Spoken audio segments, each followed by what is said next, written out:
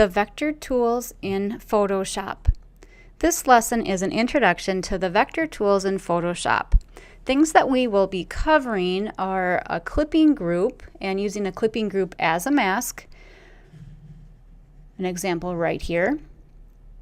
Using the pen tools to create and modify a path, working with shapes, and using paths in our paths panel here, and being able to convert the paths from selections and into selections.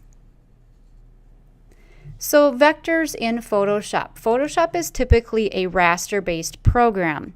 When we rasterize or have raster graphics, basically we have bitmapped objects.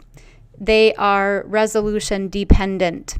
So if we choose to rasterize a shape, we're converting a vector shape into a bitmapped object that then can't be moved or copied without compromising its quality. So a rasterized shape is made up of a fixed number of colored pixels. And if we were to enlarge, we're going to end up with jagged or lose a lot of detail. The only benefit here with the rasterize is that they can occupy a smaller file size if compressed. So vectors typically are housed in a program called Illustrator, but we have some vector tools available in Photoshop. When we talk about shapes, so we can use shapes in Photoshop. We have a few shape tools here under our tools menu. So the benefit with shapes here, as I have one already drawn, this is my rectangle.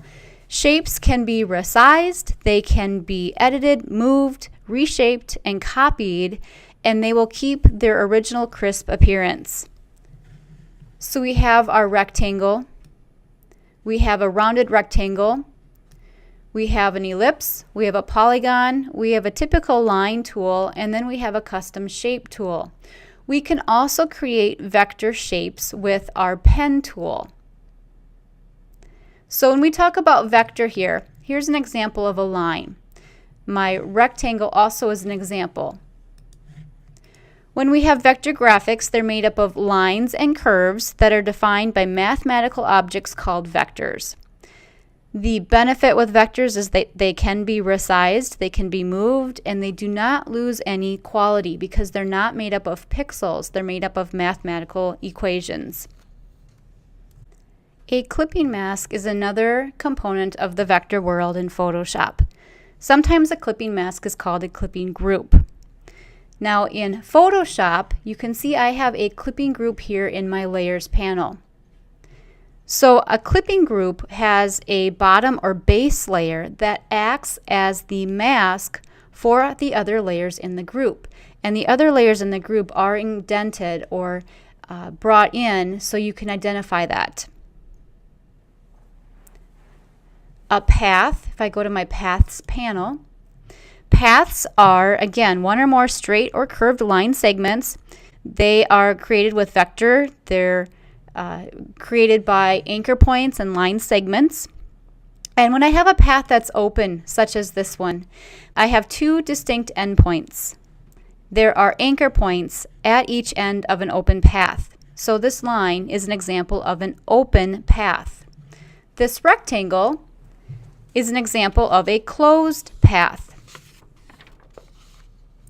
A closed path is one that's continuous without endpoints. So the rectangle, a circle, anything in which the beginning and the end point are the same. We mentioned anchor points. So in the vector world, we have these little dots. Those are my anchor points. They're the fastening points.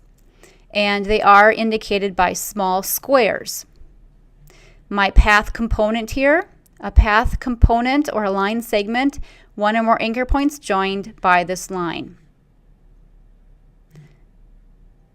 Now when we talk about clipping paths again, I am able to do a lot of really great things with this path capability that Photoshop has. I can take a path that I've done in Photoshop and extract it. I can take an object that's maybe on my layers panel and I can select it, create a path from it, and then save this with the file so that when this graphic is brought into, say, InDesign or even Illustrator, that clipping path will go with it. And so I can retain the transparent background or how I've cut or selected it out. When we create paths, they are stored in the Paths panel. This is typically grouped with layers and channels. So this is the place that stores all of my paths. Now I see a work path here. This is a temporary path. It is temporary until I name it. Once I name it, it becomes permanent. I can save multiple paths here in the Paths panel. And paths are similar to layers in that they can be named, they can be viewed, they can be deleted, and they can be duplicated. We'll cover many more of these tools and the icons at the bottom of the Paths panel in a later lesson. The pen tool, I want to introduce this tool to you. If you've worked in Illustrator, you know about the pen tool. The pen tool allows us to draw line segments, to draw paths by placing anchor points along the way. And if I'm using the pen tool, I can trace out a graphic, thus isolating and creating a clipping mask. So we have the pen tool, we have some associated tools that go along with the pen tool, and I also have some options up here in the options bar. Again, we'll talk about those in more detail in a component of this lesson this week. We also have a freeform pen tool. And the freeform pen tool does just that. It functions more like a traditional pen or a pencil. And so as I click and drag, it automatically creates the anchor points as I'm creating the line segment. So the vector tools are selected using the selection tool. And again, this is very similar to Illustrator, a selection tool and a direct selection tool. The path selection tool selects the entire path, and the direct selection tool selects individual anchor points, thus allowing me to do some editing. So the vector world in Photoshop is very similar to the vector world in Illustrator. We have some of the very same tools. It's just a matter of understanding how they function in the raster environment of Photoshop.